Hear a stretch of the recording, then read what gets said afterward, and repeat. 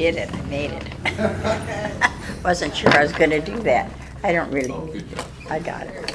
I mean, I learned that from other speakers who do it. Anyways, I'm Dolores, and I'm hoarse tonight, but that's okay. I'm Dolores, and I am an alcoholic. And my sobriety date is January 25th of 1972, and it's been a great life, you know. I didn't really plan on getting sober that day. I hadn't planned on getting sober, period. But anyhow, it's a little bit out of my comfort zone, so I'll do the best I can, and which I don't know what it's going to be. But when I came in, I wasn't really prepared to come in. I knew I had a problem, and my husband decided he was going to go to AA, and that shocked me. I mean, I thought, oh dear God, you know. But I also thought, if it helps, okay, he can go. And so he did. And but I watched him real close. I made a pact, and I don't know, this isn't like me, but I kind of made a pact with my God at that time. I didn't talk to him very much, but for some reason I kind of made a pact that if he didn't drink, I wouldn't drink. And if you don't want to quit, don't do that, because you know it's miserable. But anyhow, he went to a noon meeting that day. It was the day after the night we had a big old fight, one of the many, but it was a biggie. And I like I say, I suspected he was going a little overboard, but he needed it. So I didn't drink, but he went to, and I had no idea how long your meetings lasted. I knew nothing about it. He didn't get home till about 2 o'clock, and I thought, oh, that's another one of those games he plays, you know. I'm going to go somewhere and then forget to come home. And I'm not telling your story, honey, I hope. But so anyhow, I checked him out, you know, I gave him the good smell test and made sure that he hadn't stopped somewhere. And he hadn't, you know, so I thought, that's good, you know. So I fixed a dinner that night, which I didn't always, but I did that night. And he announced that he was going to another meeting that night. And I thought, oh, yeah, sure. You know, he's really, can't fool me. And he left, and I checked him out the same way when he came home, and he was okay. I thought, God, this is something. I started thinking I may not have made a pact, shouldn't have made a pact. But it was very hard, very, very difficult for me at that time. And so the next day it was the same thing. Well, by the third day, I thought I better go see what he was doing, you know, because, I mean, you know, he was doing something because he did it 2 days in a row. So I went to check out who he was with, who he was hanging out with, and what he was doing. And I'm sure you've heard of a spiritual awakening, like, you know, and I actually had a spiritual thing happen to me that night, but I didn't realize it until a little bit later. And then I thought back, and I thought, yeah, I did. There was a lady there. Turned out she was a long-time member. And we had ashtrays then and stuff, you know, and her husband gave her a cigarette, and she'd smoke a couple swigs off of it, set it in her ashtray and pass out. I thought she'd go to sleep, you know. And I thought, whoa, you know, and she did that she'd come to, her husband would do the same thing. Nobody paid any attention to her, you know, except me. And I'm going to take her inventory right away. And she was, in my mind, she was loaded, you know, and she was just a very sick woman. And she kind of was dressed where I thought she had really been in some interesting places, if you know what I mean. And so by the end of that meeting was that I realized something happened. No one said a word, and no one's paying any attention except me, you know, and that she was sick. See, I changed my thinking, and I think that was a God thing. You've heard of God things. I didn't believe in them then, but it happened. And it turned out that she was a very good member of Alcoholics Anonymous, and I looked up to her and became friends with her. It was hard because she was kind of rough, but that was okay, you know. I was very scared like I am now. And anyhow, I kept going to the meetings. And somewhere along the line, you guys let me admit to myself, to you it didn't make any difference, but to me it did, that I was an alcoholic, because I didn't think it'd be that hard, for one thing. I really didn't. I thought if I make up my mind, I can take care of this. Well, I didn't drink, but I wanted to. I wanted to really bad. And if it wasn't for the people in the program, I'm sure I would have. This lady came up to me. Oh dear, she became my sponsor. And she made herself my sponsor. I didn't know what that was, or what I had to do, And she came up and she says, she didn't ask, she just said, I'm going to be your sponsor, your temporary sponsor for now. Now, okay, I wasn't going to argue with anybody. I was too scared. So she did, and she was the best thing that ever happened to me. And she got me early, real early. The earlier, the better. First, are there any newcomers here tonight? Oh, my. Yes, thank you. Your name? I'm Peter. I'm an alcoholic. Welcome. Welcome. There any? Oh, I'm sorry. Welcome, you guys. You're the backbone, the beginning. Oh, I'm sorry. My eyes are not good. I did. You're very important people, and I hope I meet you again soon, real soon. And anyhow, where was I? I'm getting old. I forgot where I was at. But anyhow, it doesn't really make any difference. I'm just kind of rambling anyways. But she made me my sponsor. I mean, she became my sponsor, and she was great. And I was scared. And she had several girls she was sponsoring, and she'd have her meetings at her house, with us once a week or 2 weeks, whenever she'd say, come to the house. And I didn't think they liked me, and I told her, that. And she didn't get all excited. I said, I don't think the girls like me. I was hoping they didn't, because I wasn't too sure myself. And so she said, they'll get used to you. Just keep coming. So I did, because, and a lot of it was out of fear. A lot of it was out of fear. Now, in the meantime, my husband's doing all right, so I had no excuse other than being an alcoholic. And I was trying. I did not want to drink. And it went on this way, and then there were some speakers like you're calling me tonight. I said, oh, God, I'd never do that, never. Well, I have no story. But my sponsor convinced me that we all have a story. I don't care. But I was picturing I needed to do tricks. I needed to fall off bar stools. And I needed to go to jail. Well, I was blessed. I didn't do that. But it doesn't make any difference. That I didn't know. An alcoholic is an alcoholic, and that's what I am. And I'm glad today I'm an alcoholic. I would have never had the life I have today if I wasn't an alcoholic. I mean, even if I didn't drink, I wouldn't have a life like I have today, and I'm being as honest as I can. And that's what you've taught me, to be honest as I can. And so I told her, I said, I'll never ever have a story, like I said. And she said, you'll have one, and that. But so I quit worrying about it, because no one asked. So I didn't have to worry, I think they knew too. And so I just kept coming to the meetings. I worked the steps. My sponsor would go over the steps. I worked the steps, and to the new people, find somebody that you'll listen to. You don't even have to like them. Just listen to them, and do what they tell you to do, even if you don't want to. I thought some of it was silly. I mean, I was a sick alcoholic.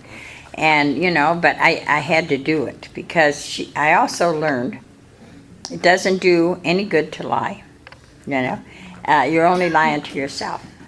And so I had to be honest about it. And I worked my steps. Admitting that I was an alcoholic, that didn't take too long, because it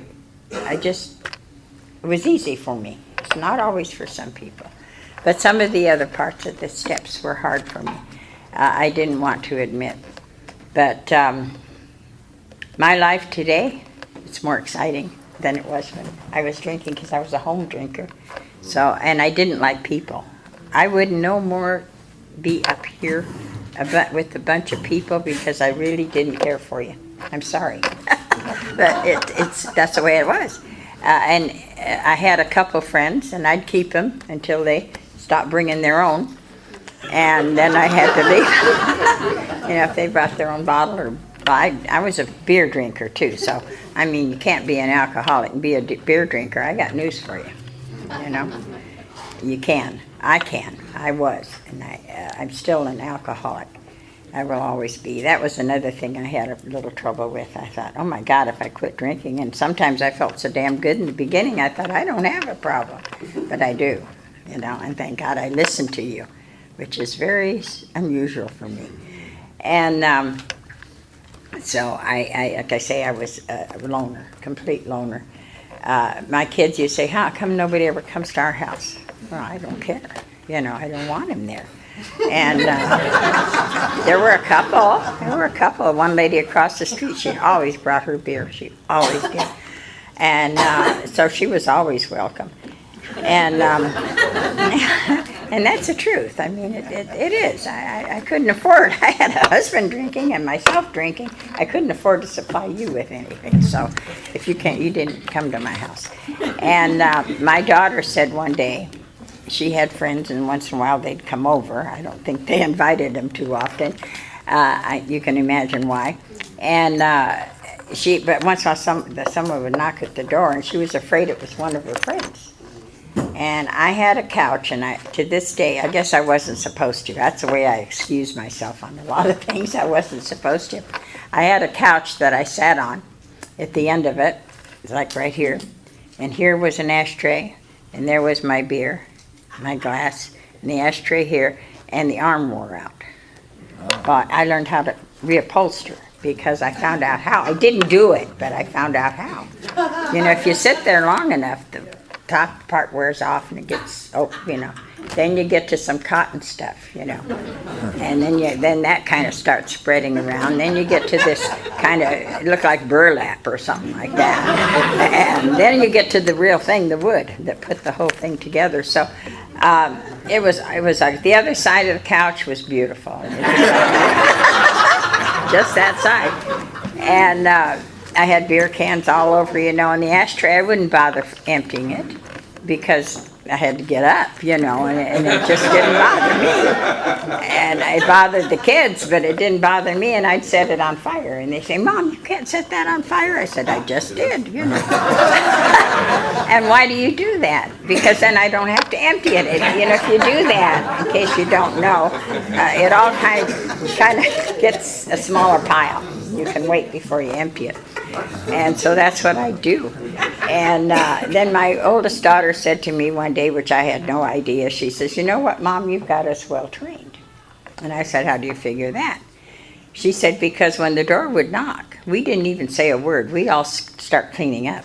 They'd empty the ashtray, grab the beer cans, throw them in the kitchen, and then one of the other, I had 4 of them, one of the other would open the door and be sure that they got everything out of there. And that did not make me very happy. That made me feel pretty bad when she told me that. Because I was always home. I had the 4 children. I vowed that I was an only child and lived in different homes. So I vowed that when I had children, I would be home. And that's the one thing I did do most of the time. Now, I got out there once in a while, but most of the time I stayed home. And that kind of made me feel bad, that I really did that, and they really knew it, and they felt that way. But she said it was okay today, so that was, it's okay with me today. I just don't ever want to do that again. And to anyone here, I hope you never have to do that again. And so anyhow, I just kept coming to the meetings. My sponsor would say, we're going to go to the jail tonight. I said, what am I going to do there? She said, nothing. She said, you're going to listen and see what, how it works. And I said, okay. So I went, and then we went into mental hospitals and all that night. She never asked me to talk till, it was quite a while, But anyways, my life today, and to the newcomers here, like I say, please keep coming. It takes a little while, and sometimes it doesn't, but most of the time you have to kind of just go through it. That's what I had to do. I had to just not drink, and that's not always easy. I'm not going to tell you it's easy, but it's easy after you get here. If you just do what they tell you to do and try to believe us. I wouldn't be here tonight if it wasn't. Well, I wouldn't be alive for one thing, but I wouldn't be here tonight if it wasn't worth it to be here tonight for me, for my sobriety. I'm here for one reason. I'm not here to save anybody. I'm not a speaker. I'm just, maybe I talk a little bit once in a while, but I'm not a speaker. I'm here to save my ass, okay? And it's putting it as bluntly as I can. And I have a damn good life, and I have the same husband I had when I came in. And we were, as far as I was concerned, I didn't care where he went, you know, except he brought home the paycheck, and I needed that. You know, I couldn't go out, I couldn't work anymore, so I needed that. And that's sad. That's sad when you just, that's what you figure you need. And so I want to say thank you guys for being so kind and listening, and I just pray for each and every one of you that you'll stay. And so, because if you leave, where am I going to go? I'm selfish. And so thank you very, very much.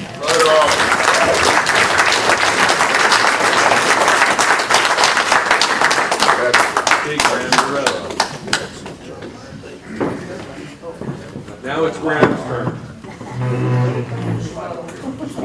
Top back and follow.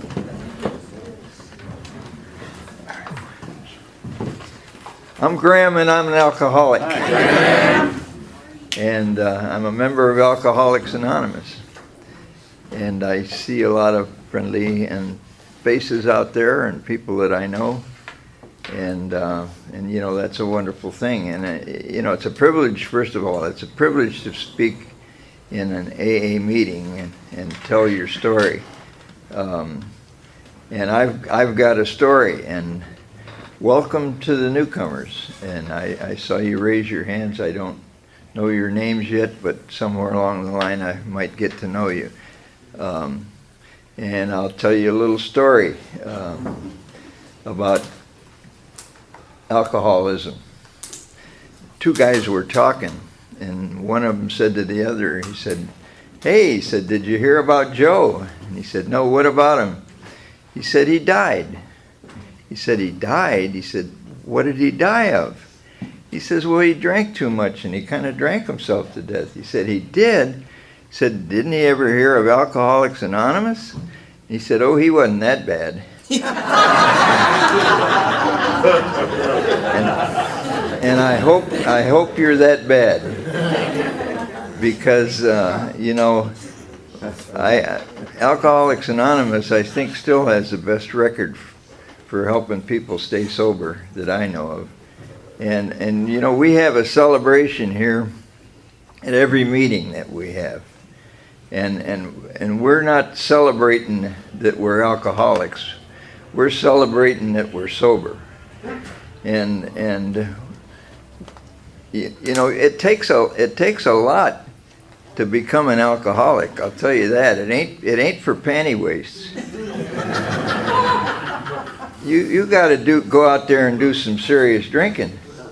You know, the light drinkers ain't allowed here. They just don't fit in. You know? So, with that said, I'll go on with my story. I was as a kid, I was kind of pretty carefree when I was young.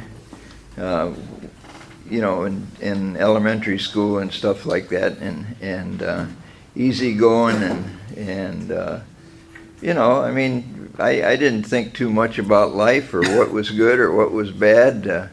I didn't like it when I guess I must have got smart in first grade or something like that, said something wrong or something, because this teacher got me straightened out real fast. She just picked me up by my ear and said, well, you know, we're not going to do that anymore, or something to that effect.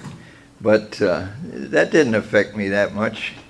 But as I got older, and the experiences that I had in life, I kind of got to be kind of shy. I kind of felt like people picked on me, you know, and I kind of felt like I was a little different than the other kids, because it seemed to me like they had it a lot better than I did. I'm just saying, like, I kind of felt sorry for myself a lot, let's put it that way. You know, a little bit of self-pity goes a long way, I'll tell you that. And so somewhere down the line, well, I'll tell you what happened. I had a part-time job, and this was at the end of the Second World War, and that actually it was VJ Day, so the war was over, and they decided that they would have a party, and so they let me come to the party, and they were drinking. They had beer, and they were drinking beer, and we had a good-looking secretary that worked in the office there, and everybody was drinking beer, and the next thing you know, she's taking her clothes off, and I'm saying to myself, man, this is great. and so I discovered alcohol, and it seemed to do things for me that nothing else did, you know. It kind of made me, it just loosened me up like nobody's business, and you know, and I could talk, and I could talk to the girls, and I could talk to the guys, and it was just great. And where I lived, there was a little grocery store downstairs, I mean outside, from real close to where the house was, and my mom, she got a few groceries there, you know, she got different things. And so I would go in there, and I would tell them, my mom wants a beer. And, you know, I'd say the kind of beer that I want. And I had my own little room up there, and I'd take I kind of like Steve's Fort, you know, a cool little room, and take my beer up there and drink that beer. And you know, that was good. And then after I graduated high school, I left. I just got on a bus and I came to California, because I was living at that time. This was in Cleveland, Ohio, and of course, the first thing I do is I start hanging out with some guys. I'd go to the skating rink, and I met some guys there, and we were friends, and actually I met Dolores there too, and that was 66 years ago, and we're still married, so that's a good thing. And anyway, the way I was, well, I like to drink, and I like beer, and I liked anything I could get my hands on. I would drink anything I could get my hands on. I actually made a decision there when Dolores and I were going together, and things were getting hot and heavy, but nothing, no real action was going on there. And I think it was a religious thing or something like that. But anyway, I decided, this friend of mine got picked up by the cops one time, and the judge told him that if he would go in the army, why they would let him off the hook as far as you know, the fact that they got him drunk in public or something like that. And he came back from leave one time, and we were talking, and he was telling us how good it was in the army and so on and so forth. And like I said, things were hot and heavy at home with me, and I thought, well, I really got to get away from here. I can't take this agony anymore. And I joined the army, and I ended up going to Korea, and and the Army was a great place to drink. It really was. They left you alone, and I got promoted a couple of times there, and I'd go down to the NCO club, and I could get all I wanted to drink, and I was only like 20 years old, and but anyway, that was good, and for me, I mean, I thought it was good anyway. So I ended up in Korea, and I drank some stuff in Korea that I don't think I'd recommend to anybody. But it was booze, and that was the important thing. And I loved that Japanese beer when I was over there. And the rest of my life, I was chasing some of that Japanese beer because it was so damn good. But I never ever caught up with it again, So I switched back and forth from booze to beer and whatever I could get my hands on. But my night would be like this. I would get off of work, and I'd say, I'm going to go straight home tonight. Tonight I'm going to go straight home. Actually, I'd tell Dolores that I was coming straight home. And I'd get down to one of my favorite stops, and I'd say, I'm just going to have one. I promised her, but one will be just fine. And so I'd sit down at the bar there, and I'd have one, and then the guy next to me, he'd come up and say, let me buy you a beer. And so, yeah, I'll have a beer. So I'd have a beer, and oh Jesus, I just told Dolores I was going to go home. Well, so I'll have this one, then I'll go. And then I'd see somebody down there, and I'd say, let me buy you a beer, and I'd buy them a beer.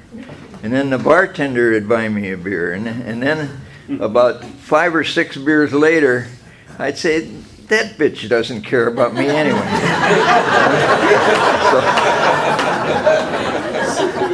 So finally I'd go out and get in the car, and of course by now I'm seeing triple. There's a dozen lines out there instead of just the middle line, and so on and so forth. And I finally discovered that if you put one hand over one eye, then you reduce the number of lines that are out there, and I'd get home. And now Dolores looks like a very sweet woman, doesn't she? and actually she is, particularly sober. So one night, about 4 a.m, I come rolling in, and we start talking, and she looks me straight in the eye, and she says to me, what did I ever do to deserve a son of a bitch like you? And she hurt my feelings. And because I didn't have an answer for that, what do you say when your wife says to you, what do you say? Oh, I'm a great guy. Yeah, sure. And it got me to thinking, and my head was just spinning. I mean, and I finally went to bed, and I just couldn't shut my head off. And I'm drunk. I mean, there's just no two ways about it. But I don't know about you, but with me, no matter how drunk I get, my head was still going, full speed. And so all of a sudden, I thought to myself, maybe there's a God. And I said, God help me. And a calm came over me, and I fell asleep. And I got up the next day, and my head was still going, but I'm saying to myself, you know, I remember those ads that I used to see in the San Bernardino Sun-Telegram, and it was in the Help Wanted pages, and it said Alcoholics Anonymous, and then it gave a telephone number. And I called that number, and I talked to a woman, and she talked to me, and I said, you know, I think I probably need some help. I'd like to stop drinking. And she said, she says, that's great. She said, what do you think about going to an AA meeting? And I said, yeah, I said, I could probably do that. That really wasn't what my intention was. My intention was that they would send somebody over and they'd talk to me, because I'd read somewhere that that's what they did, you know. But she talked me into going to that AA meeting, and it was on a Tuesday, and it was a noon meeting, and it was in Colton, California. And that meeting's still going on, and I don't know if any of you guys remember, some of you do, Frank Honeycutt. Occasionally he used to go to that meeting, and they called it the Water Walkers. And because there were people in that meeting that had been sober as long as I have today. And by the way, my sobriety date's January 25th, 1972, just like Dolores's. And anyway, I went to that meeting, and I met these strange people. They weren't anything like you people in here. These people were strange. They said strange things. One guy, I thought he was talking about his eagle, but actually it ended up being he was talking about his ego. And somebody was talking about the big book, and I thought, oh man, these are Bible thumpers here. I better watch myself. I better be careful now, because, you know, I was total agnostic, even though I was a baptized Catholic, but and I was not too happy about religion of any kind, but I had said that little prayer that night before, you know, God help me, and they were talking about God in that first meeting that I went to, and like I said, they were talking about this big book, and there was this big heavy-set guy, and he got up and he says, I'm Bob, and I'm here to save my ass. I heard Dolores repeat that tonight. I was surprised that she did. I hadn't heard her say that before. But anyway,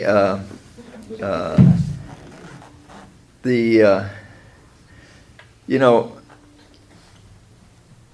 there's a magic in the rooms of Alcoholics Anonymous, and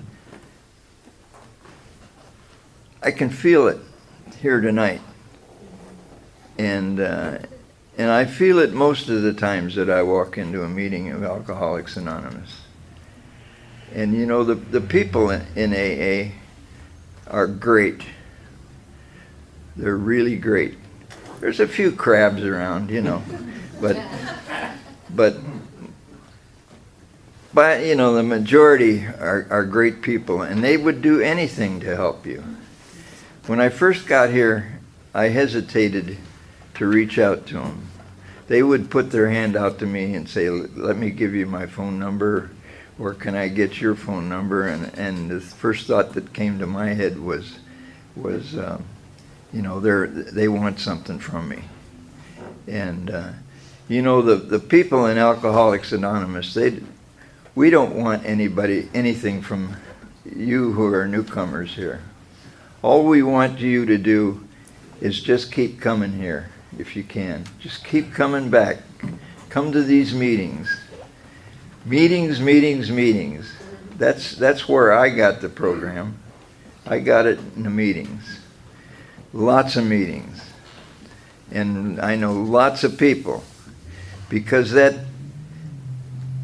you know, only an alcoholic has that empty feeling in his gut that nothing will take that away but a drink.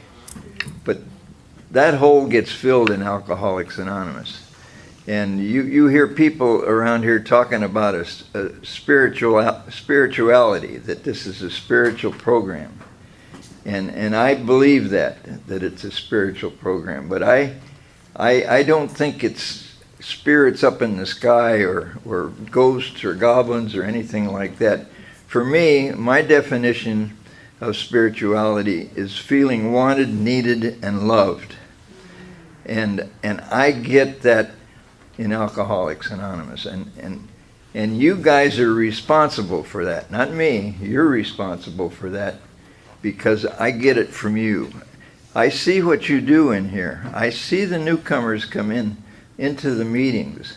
I see you going up to them and giving them your phone number or telling them a few things, giving them a few suggestions.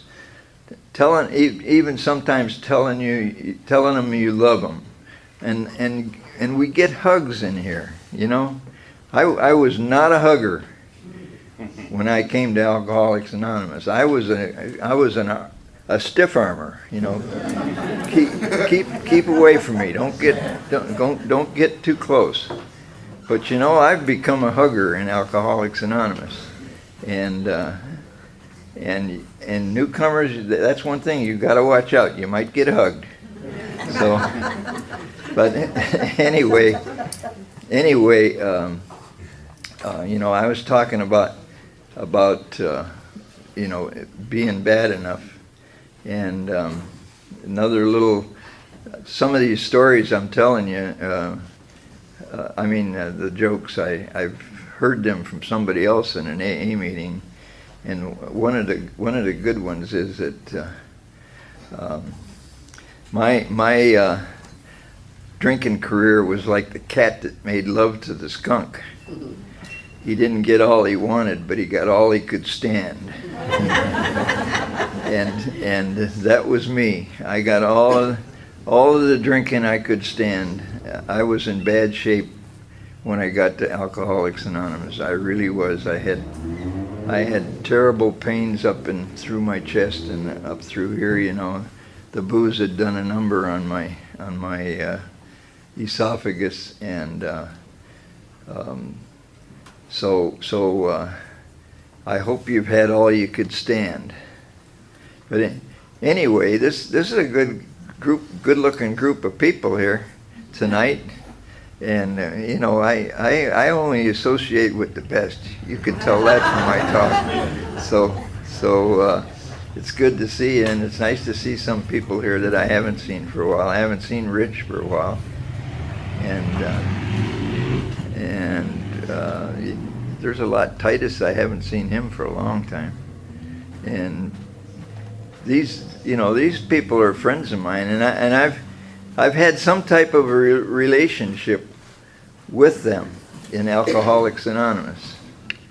And there's Jerry over there. I'll tell you a little story about Jerry. Jerry's dad's name was Jerry. And Jerry was quite a guy. And he made a pact with a bunch of people. And this is really something. He made a pact that when he died, he wanted his ashes to be blown out of a cannon. And he had that done. That happened to him.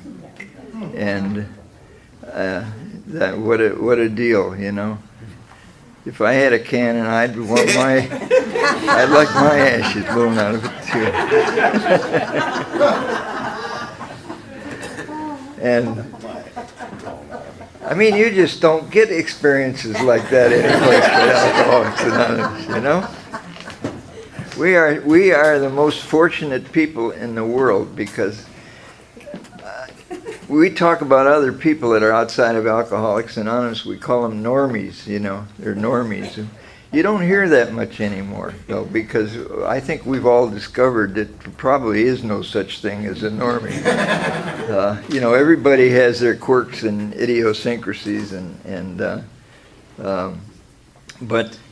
but when you after you're around AA for a while, you run into some really neat people and some really educated people, and doctors, nurses, lawyers. Now lawyers, they're a little shaky, but it's amazing. But we all have that common denominator, that desire to stay sober, and that's a compelling thing. It really is. If you looked at kids and you see how parents can get involved with kids when they get into little league, because they all have a common cause. I mean, they'll do things for their kids in little league that they wouldn't think anything about doing for anybody else. Never. They spend money, all kinds of things. Well, we have that common bond of sobriety, and it's precious. It's really precious. And you newer people that are in here, you have a story to tell us, and we want to hear your story. We love to hear your story because we love each other and we love drunks. Drunks are our favorite people. I mean, we used to tell them all kinds of stories when we were out there drinking. I don't know if you remember that or not, but I do. I love to sit on that bar stool, sit there and move my glass around and make those circles in the bar there, and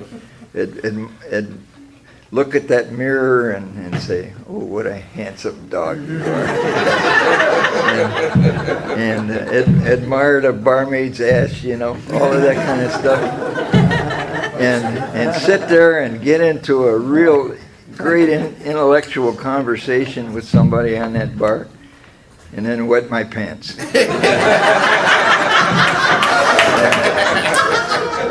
That hasn't happened in Alcoholics Anonymous to me. Not even once, And as old as I am, and Steve says I got 1 minute. So to wrap it up, you're a wonderful bunch of people, and I love you all, and God bless you, and thanks for listening to me.